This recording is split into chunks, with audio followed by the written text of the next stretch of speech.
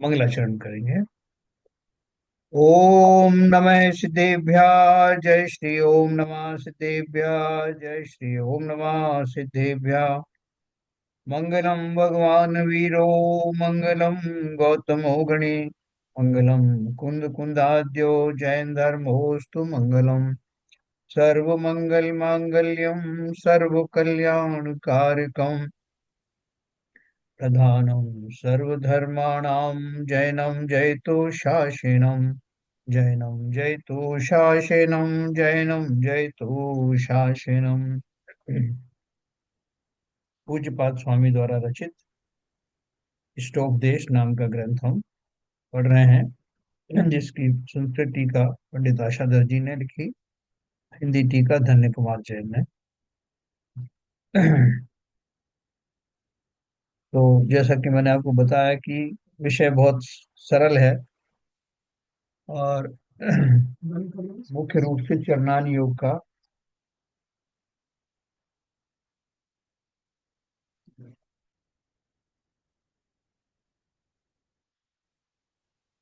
एक सेकंड।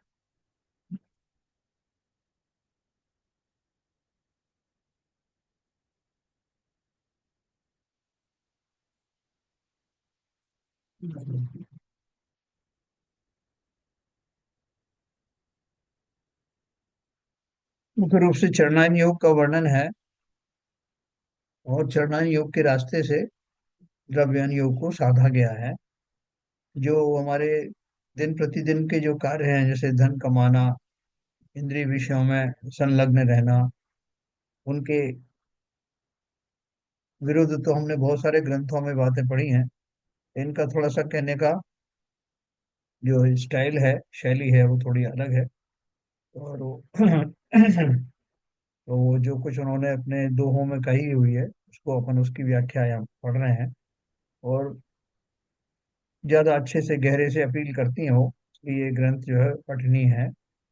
कल हमने जो कुछ पढ़ा था धन की निरर्थकता के बारे में पढ़ा था, वहीं से फिर से कंटिन्यू करते हैं।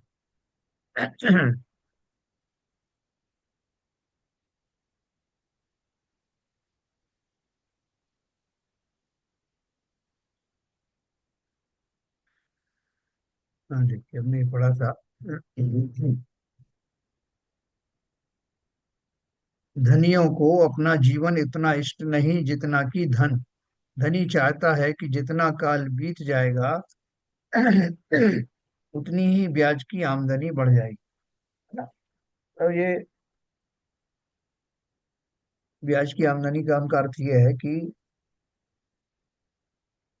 जीव अपनी आयु दिन पर दिन क्षीण करता चला जा रहा है और ये सोच करके लगा हुआ है कि ये धन मुझे वापस बुढ़ापे में काम आने वाला है, या जितना दिन कमा सकता हूँ कमा लूं। तो उस से वो आशा करता है, लेकिन उसको ये नहीं पता कि उसकी आयु भी क्षीण होती जा रही है। उसकी भोगने की शक्ति आदि भी कम होती जा रही है और हो सकता है कि रोगों का भी आक्रमण जल्दी ही शुरू होने वाला हो। लेकिन उसे अपने स्वास्थ्य से ज्यादा धन की परवाह होती है। जब कोई कहता है कि भाई बीमार हो जाओगे तो क्या होगा, बोले धन इसीलिए तो कमा रहा हूँ कि जब बीमार हो जाऊंगा तो काम आएगा। तो लेकिन जैसा अपन जानते हैं कि वो धन से उसकी पूर्ति होती नहीं। और धर्म तो वास्तव में बुढ़ापे में करने योग करने की बात नहीं है, जवानी में ही करने के योग्य है। बुढ़ापे में इंद्रियां शिथिल हो जाती हैं, आंखों की रोशनी, कानों की और सुनने की शक्ति, ये सारी चीजें जो है क्षीण होती चली जाती हैं।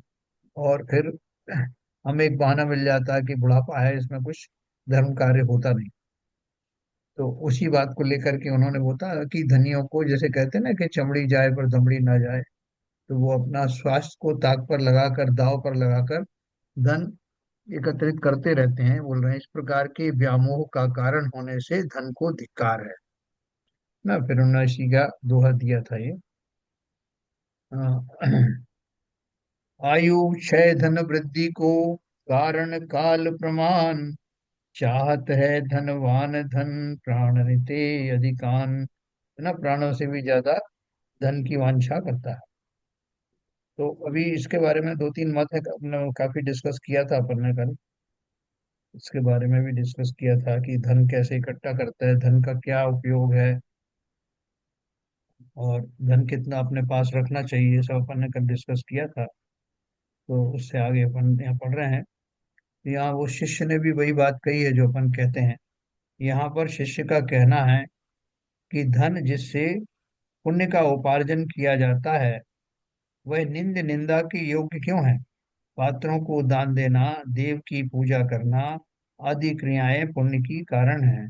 वे सब धन के बिना हो नहीं सकती। इसलिए पुण्य का साधन रूप धन निंदनीय क्यों है। वह तो प्रशंसनीय ही है। इसलिए जैसे बने वैसे धन को कमाकर पात्रादिकों में देकर सुख के लिए पुण्य संचय करना चाहिए। हाँ, वो बोल रहे हैं कि धन कैसे भी कमाओ, धन होना चाहिए, और धन को फिर अपन पात्रों को दे करके पुण्य का संचय करेंगे। तो ये इनके इन प्रकार से धन इकट्ठा कर लेना चाहिए। तो इसी संदर्भ में मैंने आपको बताया था कि दयानंद राय जी ने एक बात कही थी। हाँ, उसको भी समझना है। क्या बोला था? बहु धन बुराहु भला कहिए, लीन पर उपकार सो।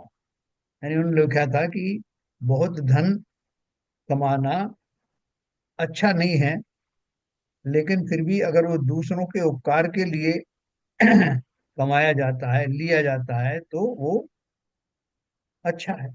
बहुधन बुराहु भला कहिए, लीन पर उपकार सो। दूसरों के उपकार के लिए लिया गया है तो वो ठीक है। लेकिन वो ध्यानत राय जी ने उसमें जो कही बात है, उसमें इनडायरेक्टली एक बात कही है कि धन ज्यादा कमाने का अर्थ ये है कि अपनी जरूरत से ज्यादा। लेकिन उन्होंने ये नहीं कहा कि अन्याय अनीति से कमाने की बात नहीं कही। तो धन कमाना तो अन्याय नीति से नहीं, न्याय नीति से कमाए हुए धन में ही आप जितना अपनी इच्छाओं को कम करके अपने उपभोग के लिए धन जो है कम रखें, और जो उसमें शेष बचे उसको दूसरों के उपकार में लगा दें। वास्तविक भाव तो ये है। तो यहाँ चेले ने जो इस बात को नहीं पकड़ा, उसने भी यही कहा कि कैसे भी आए धन तो धन आना चाहिए, और उसको पात्रों में दे देना चाहिए। जैसे अपन ने बात की थी ना कि ये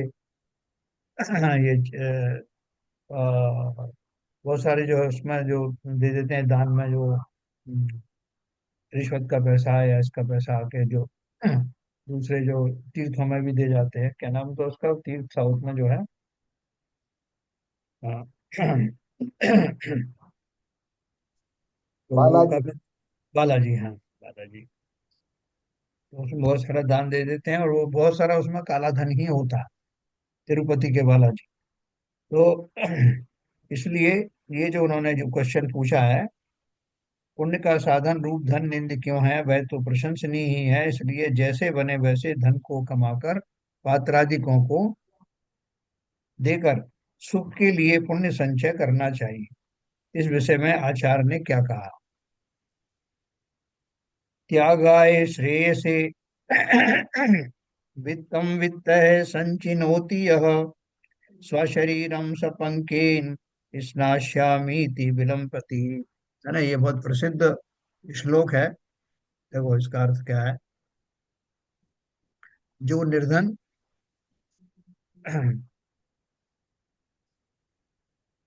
जो निर्धन पुण्य प्राप्ति होगी, इसलिए दान करने के लिए धन कमाता या जोड़ता है, वह स्नान कर लूंगा ऐसे ख्याल से अपने शरीर को कीचड़ से लपेटता है। हाँ? तो धन किस लिए कमा रहा है कि कैसे भी कमा लूं, कहीं से भी आ जाए, वो उसके बाद में मैं उसको अच्छे पात्रों को दे दूंगा, तो वो सत्कार्य में चला जाएगा। भले ही मैंने अन्याय अनीत से कमाया हो, रिश्वत लेके कमाया हो, किसी को डरा के कमाया हो, लेकिन फिर भी जब मैं दान दे दूंगा तो मेरा वो पाप धुल जाएगा और बल पुण्य की प्राप्ति होगी। तो उन्होंने उसका उदाहरण दिया, जो जो निर्धन ऐसा ख्याल करे कि पात्र दान, देव पूजा आदि करने से नवीन पुण्य की प्राप्ति और पूर्वोपार्जित पाप की हानि होगी, इसलिए पात्र दानादि करने के लिए धन कमाना चाहिए। नौकरी खेती आदि करके धन कमाता है, समझना चाहिए कि वह स्नान कर डालूंगा ऐसा विचार कर अपने शरीर को कीचड़ से लिप्त करता है। ये बहुत अच्छे से याद रखना, ये जो उदाहरण इन्होंने दिया है ना, कि ये कई जगह आपसे प्रश्न पूछा जाएगा, और हम सब भी कई बार थोड़े से कंफ्यूज हो जाते हैं कि भाई ऐसी स्थिति में क्या करें। धन तो कहीं से भी आए, कैसा भी आए, लेकिन उसको अपन दान दे देंगे तो वहां जहाँ जरूरत है उसकी भी पूर्ति हो जाएगी, और मुझे भी पुण्य की प्राप्ति होगी। तो उसका उदाहरण दे रहे हैं, ऐसे धन से पुण्य कमाने का भाव दुर्भावना ही है। जैसे कोई व्यक्ति ये सोचेगा खूब लपेट लो इसको, शरीर को कीचड़ से बाद में धो लेंगे, तो लपेटना जो है वो, लपेटने का भाव ही क्यों आ रहा। ऐसी गंदगी से अपने शरीर को रगड़ करके और फिर जो स्नान आदि की बात सोचना, ये वैसे ही गलत है। तो बोल रहे हैं, ये स्नान कर डालूंगा ऐसा विचार कर अपने शरीर को कीचड़ से लिप्त करता है। स्पष्ट बात यह है कि जैसे कोई आदमी अपने निर्मल अंग को स्नान कर लूंगा का ख्याल कर कीचड़ से लिप्त कर डाले, तो वह मूर्ख ही गिना जाएगा। उसी तरह पाप के द्वारा पहले धन कमा लिया जाए, पीछे पात्र दानादि के पुण्य से उसे नष्ट कर डालूंगा, ऐसे ख्याल से धन के कमाने में लगा हुआ व्यक्ति भी समझना चाहिए। संस्कृत टीका में यह भी लिखा हुआ है, श्री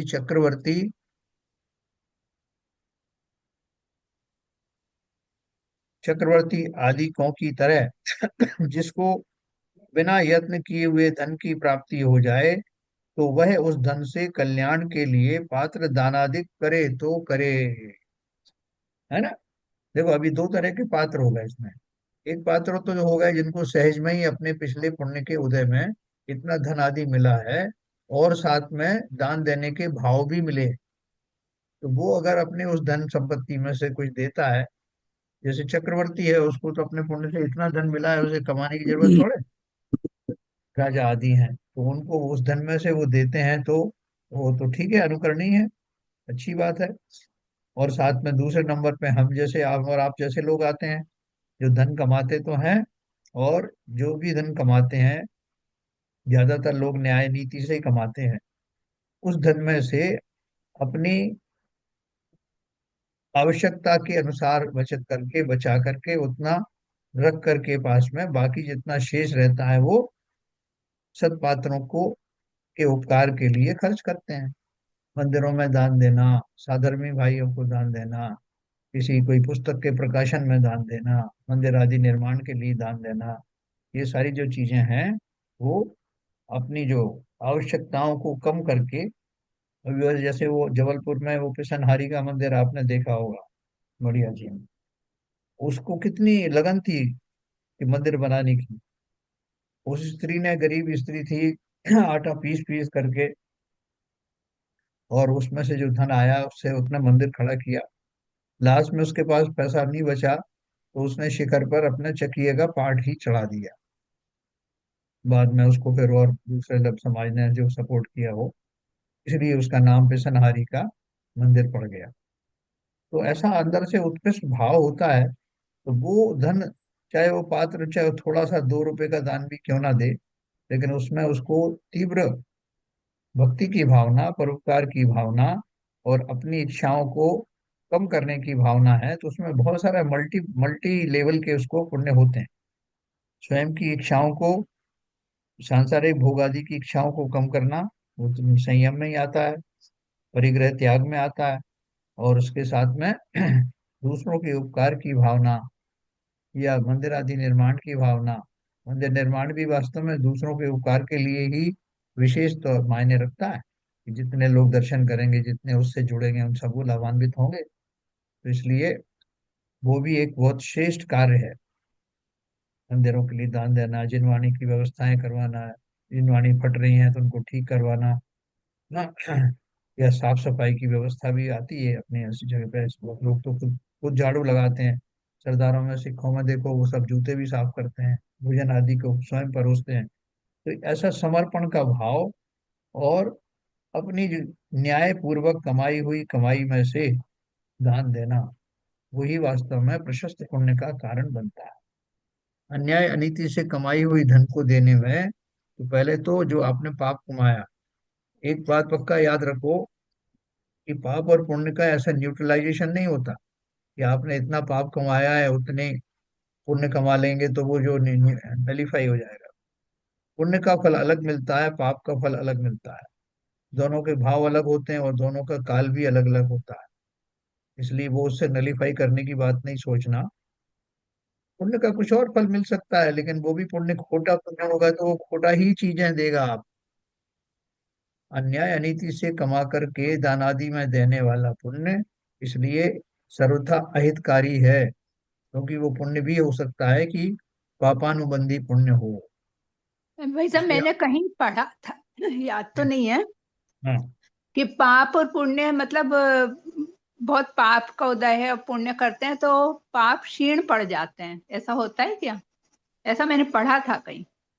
देखिए, एक तो क्या है कि चरणान योग में बहुत तरह से जीवों को धर्म के प्रति आकर्षित करने के लिए बहुत सारी बातें कह दी जाती हैं।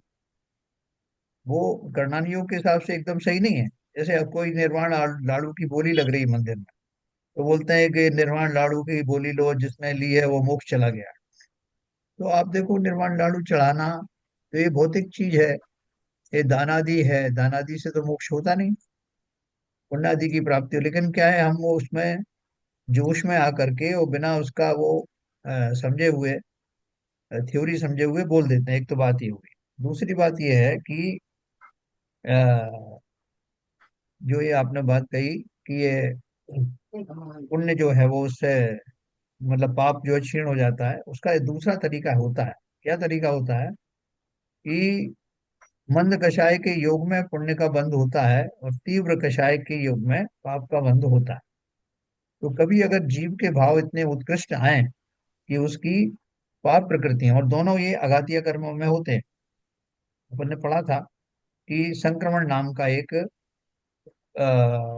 बदलाव होता है कि जो आपके पूर्वकृत कर्म जो बंधे हुए हैं, सत्ता में पड़े हुए हैं, वो अगर आपका चिंतन विशेष प्रकार का हुआ तो सत्ता में पड़े हुए कर्म में पाप प्रकृतियां बदलकर पुण्य प्रकृतियों में कन्वर्ट होती। ये लेकिन उसके लिए बहुत उच्च कोटि का भाव चाहिए, वो भाव जो है करणान योग में दिए हुए हैं। दूसरी ये भी इसलिए भी कहा जाता है कि अगर आपको पाप जो है बहुत सारा करने का भाव हो रहा है, तो उनको थोड़ा उनको मोटिवेट करने के लिए भी ऐसी बात कही जाती है कि भैया इनसे तुम्हारे पुण्य जो पाप है वो क्षीण हो जाएंगे, कम हो जाएंगे। हाँ, तो वो जो संक्रमण वाली बात होती, जैसे अपन राजा शनिक की बात करते हैं ना, राजा शनिक के जो पाप बंधे थे, सातवें नरक का जो बंध हुआ था, वो कम जी। हुआ ना, उसका जी। अनुभाग भी कम हो गया, स्थिति भी कम हो गई। जी। तो इसलिए वो भी बात गलत नहीं है, अपनी जगह पर सही है, लेकिन वो लेकिन वो प्रक्रिया सम्यक दर्शन की स्थिति में हुई है सब काम। हाँ, तो वो प्रक्रिया हमको मालूम होना चाहिए किस प्रक्रिया में होता है। हाँ, कुछ लोगों से मैंने प्रश्न भी किया था, उन्होंने ये भी बताया कि नहीं, सम्यक दर्शन ना भी हो तब भी जो है उच्च कोटि के भाव जो है उस लेवल के होते हैं, तो उनमें कुछ संक्रमण होते हैं। अच्छा। तो इसलिए वो संक्रमण होने की संभावना तो बनी रहती है। और मंद कषाय रखने में हर्ज भी क्या है। जी। तो इसलिए वो मंद कषाय रखने से हमें सब तरफ से फायदा ही फायदा है। पूर्व में हमने कोई अपराध कर लिया, गुस्से में कुछ कर लिया, तो पाप का बंध तो हो गया। और वो जी। पाप का बंध होने के बाद वो जो मैंने आपको बताया, अभी उसका उदय नहीं आया। जी। उदय आने से पहले पहले आपने उसका बहुत पश्चाताप किया, जैसे कि श्रेणिक ने किया, राजा श्रेणिक ने किया, और उसको उसका फल मिला। तो ऐसे बहुत सारे जीवों को फल मिलता है। हमारे जो रोग आदि जो है आने वाले होते हैं फ्यूचर में, अभी रोग के समय में हम जितनी समता रखेंगे तो वो रोग जो है वो जल्दी समाप्त होते हैं। इसमें कोई शक की बात नहीं है। काल अवधि जो आती है अभी, जैसे मेना सुंदरी ने जो सिद्ध चक्र मंडल विधान किया, तो लोग तो बोलते हैं उससे ही उनका कोढ़ ठीक हो गया, लेकिन अपन ने सब करणान योग पढ़ा है ना, तो जी। अपन जानते हैं कि इस वजह से हुआ क्योंकि उनका जो स्थिति थी, जितने समय तक वो कोढ़ शरीर में रहना था, वो हाँ। स्थिति उस स्थिति में बदलाव भी होना था। और उस समय में उसकी समाप्ति होनी थी, निश्चित थी, जी। जिस समय जी। उसमें सिद्ध तो वो सारी चीज कोइंसाइड हुई, बंद कषाय हुए, तो उस काल में कम से कम नवीन कर्म का बंध नहीं हुआ। जीव आर्त जी। ध्यान में नहीं गए, और उनका कोड़ जी। तो ठीक होना ही था, उसकी एक काल अवधि आई गई थी। जी। जी। उससे धर्म की प्रभावना भी हुई, सबसे कहा गया कि भाई सिंचक मंडल विधान के कारण ये सब हुआ। तो कई बार वो विषय जो है दोनों कंबाइन हो जाते हैं, चरणान योग और करणान योग के। करणान योग तो लोग सम्यक दृष्टि समझते हैं, जी बाकी जीव तो इस तरह के चमत्कारों को इस मानते हैं कि उसने ऐसा किया था इसलिए ऐसा हुआ। जी तो इसलिए ये जो धन कमा करके, ये इनके इन प्रकार कमा करके और दान देने में दो नुकसान बड़े हैं।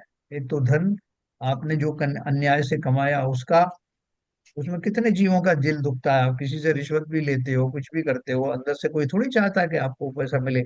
अब किसी ने इनके बिल्कुल। इन प्रकार रिश्वत लेकर के, दबाव डाल करके, या और कोई हेरा फेरी करके जो धन कमाया, तो उसका तो पाप बंद हुआ ही हुआ। उसके अलावा जो आपने ये मायाचारी रखी कि उससे पुण्य बंद हो कर लूंगा, ये इसके अलग पाप लगा। और फिर जो कुछ अगर पुण्य थोड़ा बहुत बना भी, तो वो कैसा पुण्य बनेगा? पापानुबंधी पुण्य, अनुबंधी। है ना। जब उसको भोगेंगे तो उसके अंदर बहुत और नए पाप खड़े हो जाएंगे। इसलिए जी हर तरह से ऐसा भाव करना ये एकदम अनुचित है। तभी उन्होंने बोला कि मैं बाद में अपना शरीर धो लूंगा, पहले तो इसको कीचड़ से मल लेता हूँ। ऐसी मूर्खता कौन करेगा? जी तो ये बहुत ध्यान से रखना। बहुत सारे लोग, मैंने आपको बताया था पहले जमाने में कुछ लोग ऐसे भी थे कि जिनके पास ऊपर का पैसा भी आता था, जैसे कोई अच्छे पद पर है, कोई अपना उसमें से कमीशन देते थे या जो करते थे, लेकिन उस पैसे को वो अपने किचन में नहीं ले जाते थे। ये अंदर ही अंदर वो डरते थे ये सब पैसा जो है रोग आदि का कारण बनेगा। इसलिए वो अपना किचन का लिए अलग से पैसा रखते थे और इसके लिए अलग पैसा रखते थे। हालांकि इसका भी जिक्र इसमें शायद आएगा कि जिस तरह नदियां होती है ना, आके समुद्र में मिल जाती। जी अब समुद्र को क्या मालूम कि कौन सी नदी कौन सा कचरा लेकर के आई। जी इसी प्रकार धन को कमाने में कब आपसे भूल हो जाए, कब कौन सा पैसा आपका सब जो है वो कहाँ खर्च हो जाए। आप तो सोच रहे हो कि मैंने एकदम डिपार्टमेंट अलग कर दिया, ऐसा होता नहीं। किचन का पैसा इसमें नहीं लगाना, उसमें नहीं लगाना। इतनी बार ऐसी है तो ओवरलैपिंग होती है, उसको आप अलग कर नहीं सकते।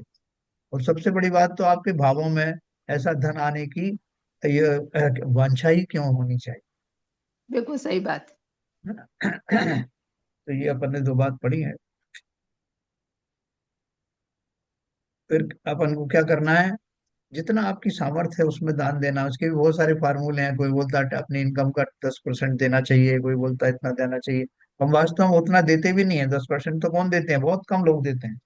लेकिन गिनाते हैं हमें, अरे साहब हमारा बहुत खर्चा हो गया, अभी पर्यूषण गया है, अभी हमने उसमें इतना दान दिया, फलाने में इतना दिया, अब हमारे बस का नहीं। अरे अभी तुम्हारा कोई बीमारी आ जाए, कोई और उत्सव मनाना हो, तो कहाँ से आ जाता पैसा? तो इसलिए अपने प्रति ईमानदार रहो। और दान तो एक निरंतर चलने वाली प्रक्रिया है। ऐसा थोड़ी आपने पिछले साल कर दिया तो करने की कोई जरूरत नहीं, या अभी कुछ दिन पहले किया था नहीं कर, जब क्या भाव आए आपके। क्योंकि देखो, छोड़ के तो सब जाना है, किंचित भी लेके जाओगे नहीं। अब जो बच जाएगा वो सब आप बाल बच्चों के लिए छोड़ रहे हो। किन बाल बच्चों के लिए? जो आपके आंख बंद होने के बाद आपकी एक फोटो टांग देंगे, और उसकी माला भी पता नहीं बदली जाएगी कि नहीं बदली जाएगी, 6-8 महीने में बदल देंगे। कितने पुत्र हमने पहले पैदा किए, कितने हमारे निमित्त से हुए, कितने माँ बाप को हम रोते हुए छोड़ आए हैं। वो कहाँ है? वो किस हाल में है? कौन हमें देख रहा है? हम उन्हें कैसे उनकी सुध ले रहे हैं? इसलिए नाते रिश्तों के अधीन रह करके अपना ये भाव खराब मत करना। देखो, दयानंद रानी जी तो एक बात और भी लिखी है, आपन पूत सुपास न फेंको, फेंको तिहायत पुरुष सांचे को दरब सब दीजिए, मुनिराज श्रावक की प्रतिष्ठा सांच गुण लख ली। क्या बात लिखी? आपन पूत सुपास न फेंको, मतलब अपना पुत्र सुपात्र ही है ऐसा मत सोचो। अगर पुत्र नालायक है, लेकिन आपको तो पुत्र को सब देना है, तो वहां तो बोला है कि आप अपनी उसकी परख करिए। अगर वो सुपात्र है तो भले ही उसको धन दे जाना। अपन पूत सुपास न पेखो, पेखो तिहायत पुरुष सांचे। तो बोलते हैं बेटे को नहीं, पुरुष सांचे को दरब सब दीजिए। जो वास्तव में सही अर्थों में श्रावक है, सच्चा पुरुष है, उसको आवश्यकता है तो उसको दो। हम क्या करते हैं, हमारे बहुत सारे कोई परिवारजन है, जो अभावों में जी रहे हैं। जैन तो है ही, साधर्मी भाई है, साधर्मी भी नहीं भी हो, समाज में रह रहा हो, बहुत सच्चे आदमी है, सच्चे पुरुष है, उन्हें वास्तव में धन की आवश्यकता है, निर्धन है, उनकी जो मदद करोगे तो वास्तव में सही पुण्य मिलेगा। बाकी किसी को भी दे दोगे, नहीं साहब वो क्या करूं, मेरे तो बेटा है, जैसा भी है, खोटा सिक्का ही सही, उसी को दे के जाना है। तो परंपरा ऐसी चली आ रही है। तो उस परंपरा को तोड़ भी देते हैं बहुत से लोग, आवश्यकता होती है तो इसके लिए बहुत विवेक की जरूरत है, बहुत धैर्य की जरूरत है, बहुत साहस की जरूरत है। तो ये अपन ने पढ़ा। फिर एक बात उन्होंने और लिखी है, फिर किसी को भी धन का उपार्जन शुद्ध वृत्ति से हो भी नहीं सकता, जैसे कि गुणभद्राचार्य ने आत्मानुशासन में कहा है। शुद्ध धने, हाँ, देखो एक बहुत अच्छी बात लिखी है, ये आपको नई चीज लगेगी। सत्पुरुषों की संपत्तियां शुद्ध ही शुद्ध धन से बढ़ती हैं, यह बात नहीं है। देखो नदियां स्वच्छ जल से ही परिपूर्ण नहीं हुआ करती हैं, वर्षा में गंदले पानी से भी भरी रहती है ना।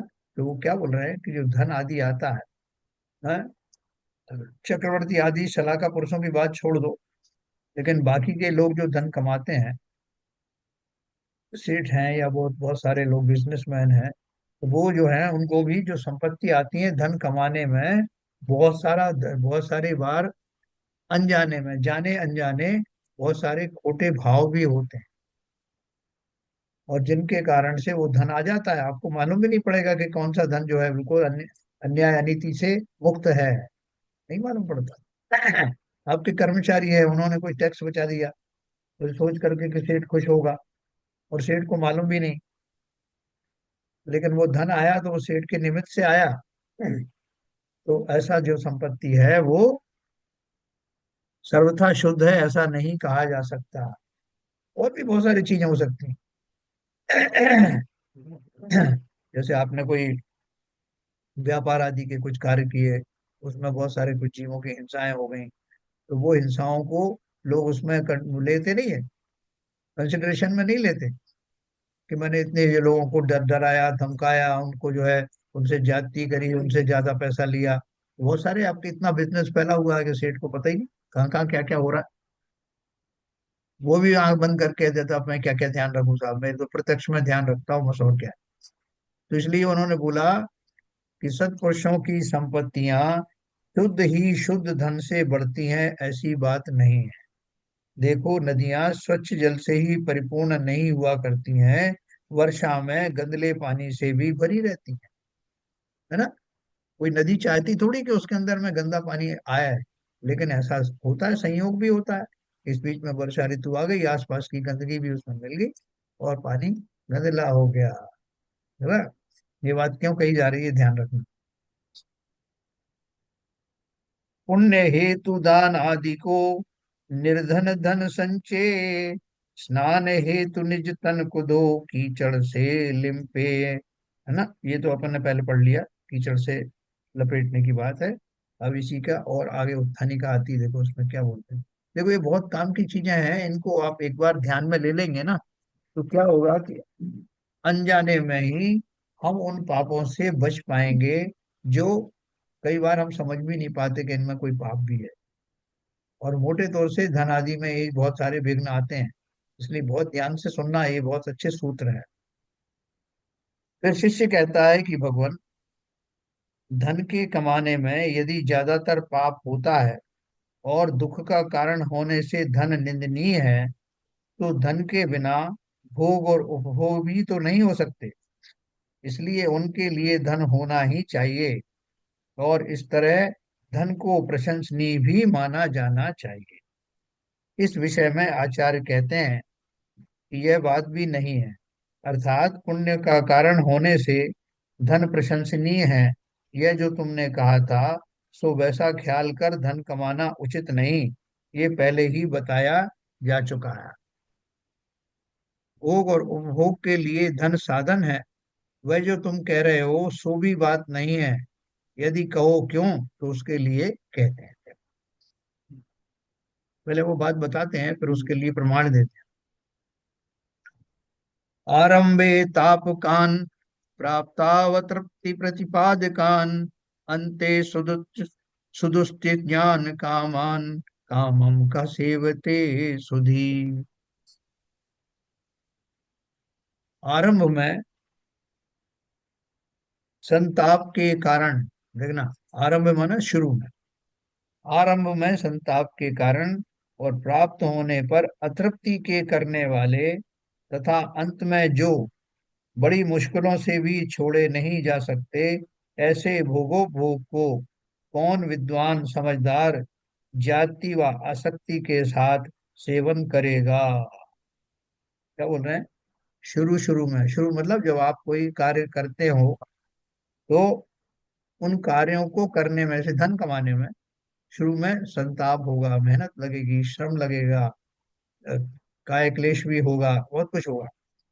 तो शुरू में जो संताप के कारण बनते हैं, और प्राप्त होने पर फिर आपको लोभ आ जाता है, प्राप्त होने पर अतृप्ति के करने वाले, कि अभी तो इतना ही कमाया था, अभी तो अभी इतना और चाहिए, तथा अंत में जो बड़ी मुश्किलों से भी छोड़े नहीं जा सकते। अब आपको कोई कहे कि भैया ये आपने जो है 10 लाख रुपए कमाए ना, इसमें से दे दो ना मंदिर को दान, हाँ 1 लाख दे दो। अब बोले, अरे क्या बात कर रहे हो, कितनी मेहनत से मैंने कमाया, आप जानते हो, पसीने आ गए मुझे, इतनी विपत्तियां मैंने झेली हैं, और आप बोल रहे हैं एक झटके में 1 लाख रुपए का दान कर दूंगा, ऐसे कैसे कर दूंगा। तो उन्होंने 3 बातें कही, कि शुरू में उसको कमाने में जो श्रम हुआ, जिसके कारण मैं दुखी हुआ, संताप हुआ, दूसरा प्राप्त होने पर और ज्यादा लोभ आया, अतृप्ति का भाव आया, और तीसरा जब आ गया है तो उसको छोड़ने में बहुत दुख होता है। ऐसे भोगों को कौन विद्वान समझदार जाति व आसक्ति के साथ सेवन करेगा। जो धन और उससे प्राप्त होने वाले जो भोग हैं, जो प्राप्त होने के बाद में, प्राप्त करने के लिए मैंने उपाय किया, धन तो एक जरिया था, उसके अलावा भी बहुत सारे मैंने संयोग बिठाए, और उसको प्राप्त होने के बाद उन भोगों को भोगने में अतृप्त रहने लगा, और चाहिए। ये सिर्फ धन की बात नहीं है, और बाकी भोगो भोग सब, जितना ज्यो ज्यो भोग बढ़े त्यों तृष्णा अधिक ही हुई। तो और तृष्णा बढ़ी, और फिर एक बार मिल गया, अब आपसे कोई कहे कि वैसा आप जो है ना, राजसी ठाट बाट से इतना भोजन बढ़िया बन रहा है, तो 1 2 दिन मत खाओ, गरीबों को दान कर दो आप। आज आप खुद कुछ नहीं खाओगे, और जो सामग्री आपकी बेस्ट है वो दूसरों को दान करो। तो छोड़ा नहीं जाता, उतनी जो सामग्री है वो किसी को देना या शेयर करने में हालत खराब हो जाती है। तो बोल रहे हैं कि ऐसा कौन विद्वान है, समझदार है, जो उसे वह आसक्ति के साथ सेवन करेगा, अंत में बड़ी मुश्किलों से भी छोड़े नहीं जा सकते। ऐसे भोगों को कौन विद्वान आसक्ति का साथ सेवन करेगा। यानी जो विद्वान होगा, ज्ञानी होगा, उसको ये बात समझ में आएगी, वो उन भोगों को ऐसे आसक्ति पूर्वक भोगेगा नहीं। चक्रवर्ती की अपन बात करते हैं ना, भरत चक्रवर्ती हमारे सामने है, उनको तो सहज में ही सारे भोग आदि मिले थे, उन्हें कमाने की जरूरत नहीं थी। 96,000 रानियां थी घर में, समस्त रिद्धियां सिद्धियां थी, इतना धन वैभव बख्शोणी से सेना आदि थी, लेकिन उसके बाद भी उनका मन उन आसक्ति पूर्वक उन सब भोगों को भोगने का नहीं होता था। तो जीव जब उनको इतना सब कुछ मिला, और उनको इस तरह का दान देने का भाव, किसी तरह भोगने का भाव नहीं आता, तो हम और आप जो इतनी प्रयत्न के बाद इन भोग को कमाते हैं, साथ लाते हैं, तो उनको ऐसे कमाने में हमको इस बात का शोभ होना चाहिए कि मैं क्या कर रहा हूँ, इन भोगों को भोगने में इस जन्म और परजन्म दोनों ही को बिगाड़ रहा हूँ। तो वैसे बोले ज्ञानी तो ऐसा करेगा। आगे उसको और लिखा है, भोग कमाए जाने के समय, देखो क्या क्या प्रॉब्लम आती है। भोग कमाए जाने के समय इंद्रिय और मन को क्लेश पहुंचाने का कारण होते हैं, है? भोग कमाए जाने के समय इंद्रिय और मन को क्लेश पहुंचाने का कारण खड़े हो जाते हैं। यह सभी जन जानते हैं कि गेहूं चना जौ आदि अन्नादिक भोग्य द्रव्यों के पैदा करने के लिए खेती करने में एड़ी से चोटी तक पसीना बहाना आदि दुस्सह क्लेश हुआ करते हैं। कदाचित यह कहो कि भोगे जा रहे भोगो भोग तो सुख के कारण होते हैं। इसके लिए यह कहना है कि इंद्रियों के द्वारा संबंध होने पर वे अतृप्ति यानी बढ़ी हुई तृष्णा के कारण होते हैं। जैसा कि कहा गया है, अपि संकल्पिता कामा। ज्यो ज्यो संकल्पित किए हुए भोगो भोग प्राप्त होते हैं, होते जाते हैं, त्यों त्यों मनुष्यों की तृष्णा बढ़ती हुई सारे लोक में फैलती जाती है ना। जो जो भोग मिले त्यों तृष्णा, ये अपना सबका अनुभव भी है। हम में से सभी लोग जो है ना, इस प्रयोगशाला में ये प्रयोग करते हैं। और ज्यो ज्यो हमें जितने जितने भोग मिलते हैं, उनसे और ज्यादा में प्राप्त करने की इच्छाएं बनी रहती हैं। यहीं पर तो संयम और नियम संयम का रोल आता है। तो मनुष्य चाहता है कि अमुक मिले, उसके मिल जाने पर आगे बढ़ता है कि अमुक और मिल जाए, उसके भी मिल जाने पर मनुष्य की तृष्णा विश्व के समस्त ही पदार्थों को चाहने लग जाती है कि वे सब ही मुझे मिल जाएं। परंतु यदि यथेष्ट भोगों भोगों को भोग कर तृप्त हो जाए, तब तो तृष्णा रूप संताप ठंडा पड़ जाएगा। इसलिए वे सेवन करने योग्य हैं। आचार्य कहते हैं कि भोग लेने पर अंत में छोड़े नहीं जा सकते, अर्थात उनके खूब भोग लेने पर भी मन की आसक्ति नहीं हटती। जैसा कि कहा भी है ना। अपन ने वो देखो, अपन देखते हैं प्रत्यक्ष के साथ दशरक्षण पर्व लग रहे हैं कल से, तो हमें डर लगता है कि अभी एक हफ्ते कुछ नहीं मिलेगा, एक 10 दिन तक। तो इसलिए वो कहते हैं ना, वो धासन चौथ आती है पंचमी से पहले, तो खूब दबा के खाने का है कि 10 दिन की कसर निकालनी है। और बाद में जब अंतिम दिन आना वाला होता है, तो तब होते हैं भैरानी पूर्ण, तो भैरा भैरा करके खाता आसक्ति के साथ। ये बात खाली कहने की नहीं है, एक्चुअल में भी होता है। तो वो जो कह रहे हैं कि बढ़ी हुई आसक्ति जो होती है, जिसने एक भी उपवास नहीं किया, उसको एक उपवास करने में पसीना आ जाता। लेकिन जिन्हें उपवास की आदत पड़ी हुई है, वो प्रसन्न सागर मुनिराज हैं, वो महीनों महीनों करते रहते। तो उनको ये, जिन्होंने भोगो भोग को छोड़ने का के संयम की रिहर्सल की है, उनके लिए ये बहुत मुश्किल नहीं है। वो बिना आसक्ति के ही सब जो भी कुछ भोग आदि हैं वो गृहस्थ भी कर सकते हैं। ऐसा उन्हीं के लिए ही नहीं है। हम और आप सब भी भले ही मुनि आर्य का या क्षुल्लक आल्लक नहीं बने हों, तब भी हमारे जीवन में संयम नियम संयम का यही तो महत्व है। क्योंकि वैसे तो सब छूट ही जाने वाले हैं। ये भोग आदि जो है वो कब तक रहेंगे। चक्रवर्ती वो लोगों ने यही कहा कि इतनी लंबी आयु है आपकी, तो और इतने सारे निरापद भोग मिले हुए हैं जिनमें कोई रोक टोक करने वाला नहीं है, तो पूरा जीवन भोगो ना उनको, क्यों दीक्षा लेना। तो उन्होंने यही कहा कि भैया, अभी मेरा जो इस तन से तप आदि करने की शक्ति मुझे प्राप्त है।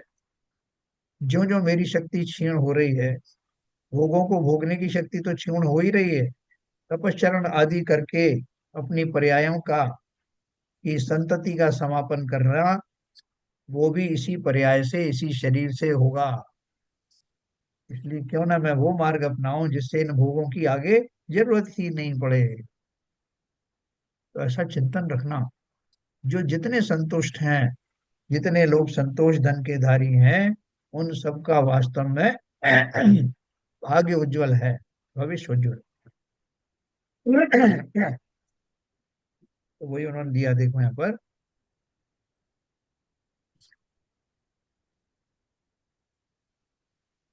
बोले कि परंतु यदि यथेष्ट भोगों भोगों को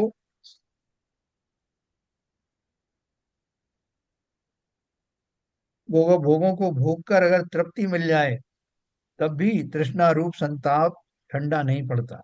इसलिए वे सेवन करने योग्य है सोच करके लोग करते रहते हैं। आचार्य कहते हैं कि वे भोग लेने पर अंत में छोड़े नहीं जा सकते, अर्थात उनके खूब भोग लेने पर भी मन की आसक्ति नहीं हटती।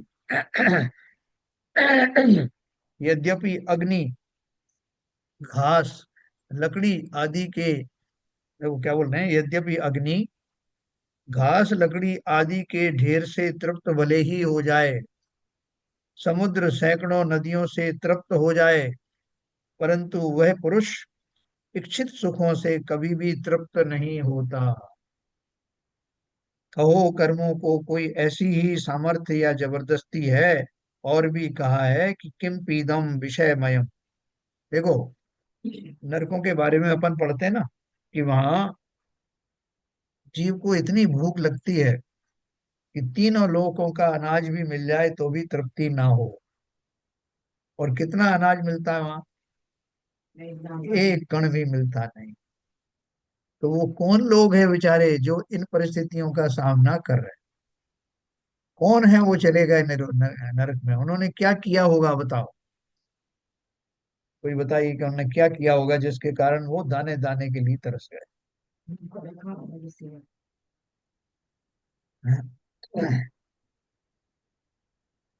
जिन्हें दूसरों का हक छीना होगा। दूसरों का हक छीना हो, बहुत बढ़िया। और करप्शन किया होगा। हाँ, जिन्हें उन्हें भोजन आदि में बहुत नितांत सुख की प्राप्ति के लिए येन केन प्रकार धन आदि कमाना, भोगो भोग सामग्री कमाई हो, ढेर लगा दिए, गोदाम के गोदाम भरे हुए हैं, और जनता भूखों मर रही है, और उन्होंने अपना स्टॉक जो है इकट्ठा कर लिया कि जब सब किसी को नहीं मिलेगा तब महंगे दामों में बेचूंगा। और एक और होगी कि जब वो समर्थ होंगे तो उन्होंने किसी को दान नहीं दिया। बिल्कुल सही कहा, बिल्कुल सही कहा। है ना?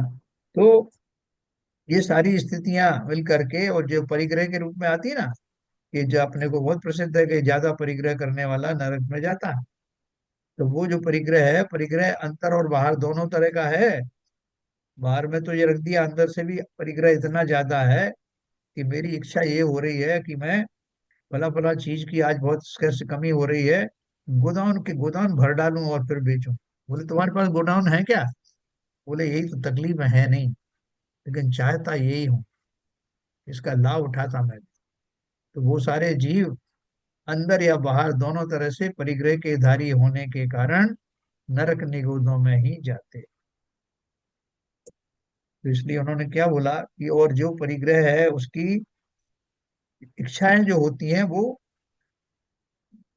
अगाध होती हैं, वो कभी तृप्त होते नहीं, जितना मिल जाए उससे और ज्यादा। तो बोल रहे हैं कि भले ही एक बार अग्नि तृप्त हो जाए लकड़ी घास से, जबकि अग्नि भी तृप्त नहीं होती ना, तो वो उपमा के स्वरूप बोल रहे हैं कि भले ही अग्नि एक बार तृप्त हो जाए, भले ही समुद्र नदियों से हम भर भर जाए, तृप्त हो जाए, लेकिन जीवों की जो वासनाएं हैं, जो उनकी इच्छाएं हैं, जो आकांक्षाएं हैं, वो कभी तृप्त होती नहीं।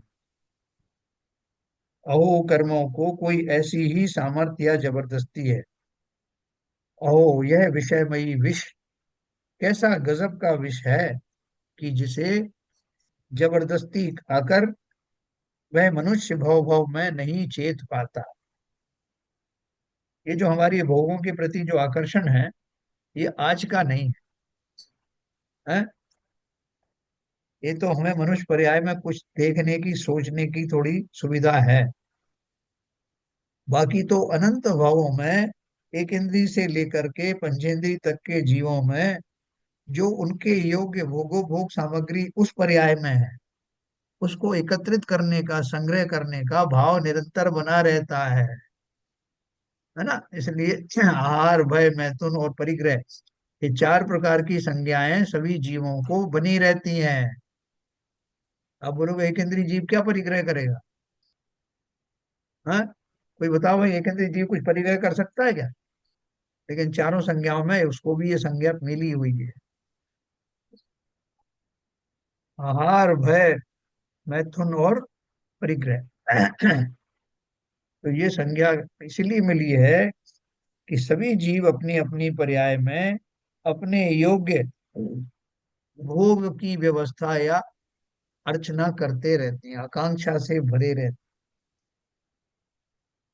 और उनका भोग क्या है? जैसे अब एक इंद्रिय जीव है, एक इंद्रिय जीव के लिए भोजन मिल जाए वही बहुत है। भोजन की आकांक्षा तो बनी रहती है।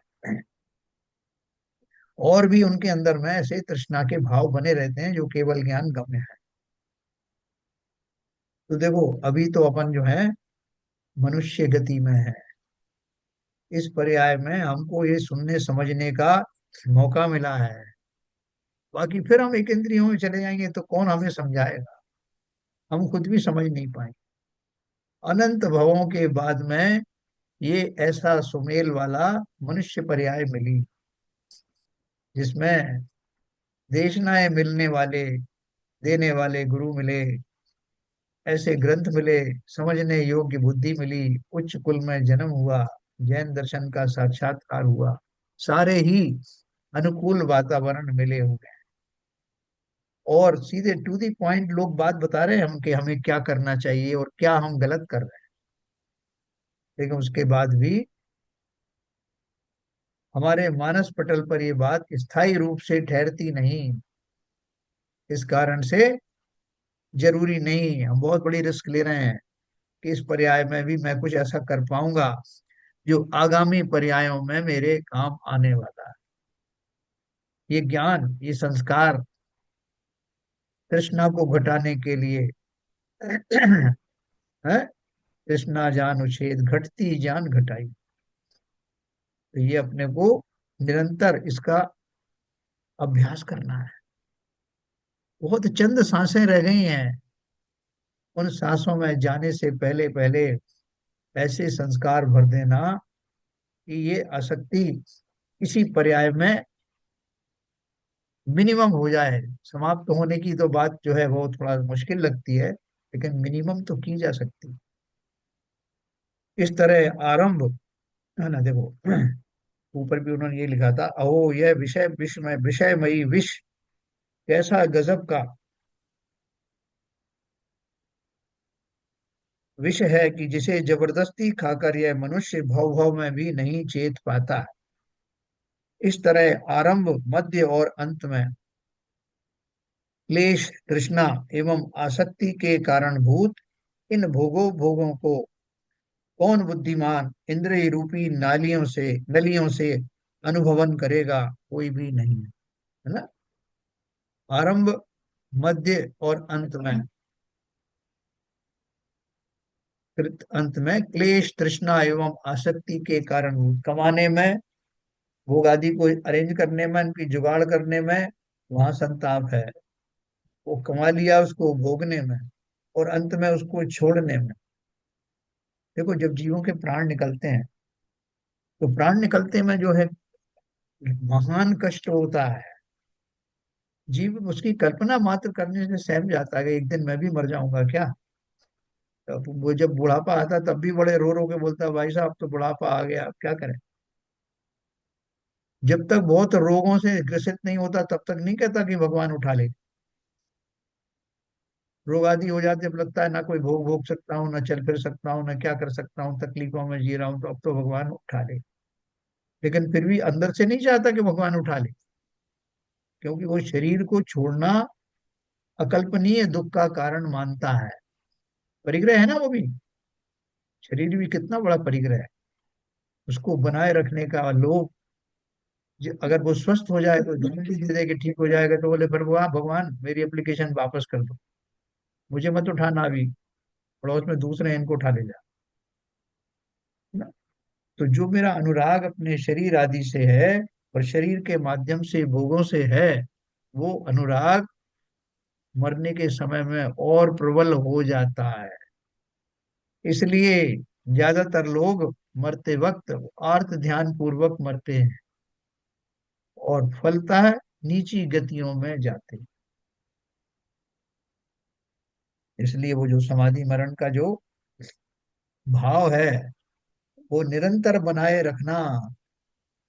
तो समाधि मरण में सब ये भोग आदि के कंट्रोल अपने आप आ जाते हैं उसमें।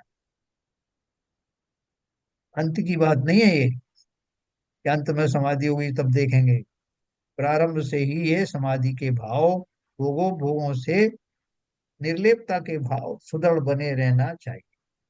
ठीक है ना। इस तरह यहाँ पर शिष्य की एक शंका है, वो अपन कल पढ़ेंगे, मैं थोड़ा शॉर्ट में बताता हूँ। यहाँ पर शिष्य शंका करता है कि तत्व ज्ञानियों ने भोगों को ना भोगा हो, ये बात सुनने में नहीं आती। बोले आप बड़ी बड़ी बात कर रहे हो, हमने तो बहुत ज्ञानी भी देखे हैं, उन्होंने भोग नहीं भोगे क्या? हाँ, तीर्थंकरों की शादी नहीं हुई क्या? तो फिर हमें क्यों उपदेश दे रहे हो? शिष्य के इस सवाल को अपन कल डिस्कस करें।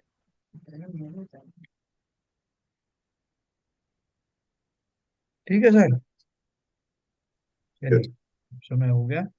तो कोई धन छोड़ने की कुछ मन में आया कि कुछ ऐसा भाव, 2-5 रुपए छोड़ देंगे अपन घर जाके?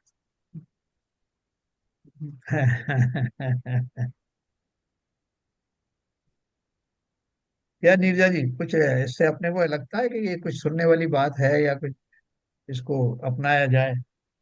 बातें तो सभी अच्छी हैं, अपनाने लायक ही हैं। चलिए, बहुत बढ़िया है। समय हो गया। संजय प्रकाश जी की हमारी स्थिति।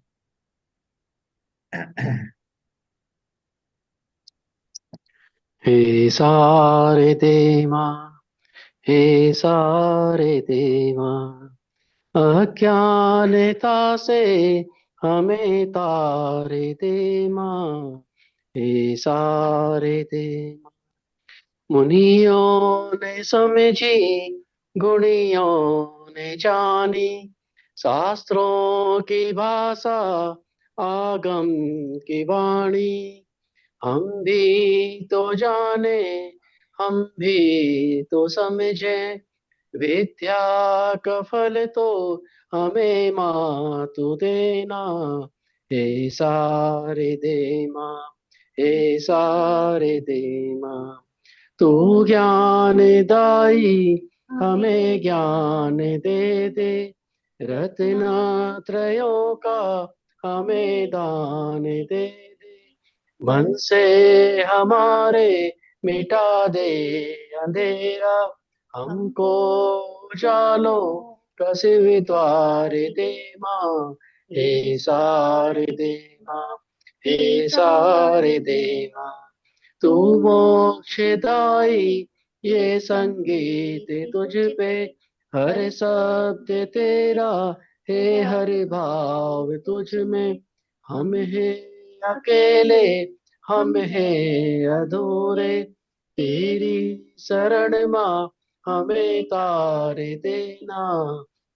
सारे देना, हे सारे देना, अज्ञानता से हमें तारे दे माँ। चिन्वाणी माता की जय। जय। हरि सर।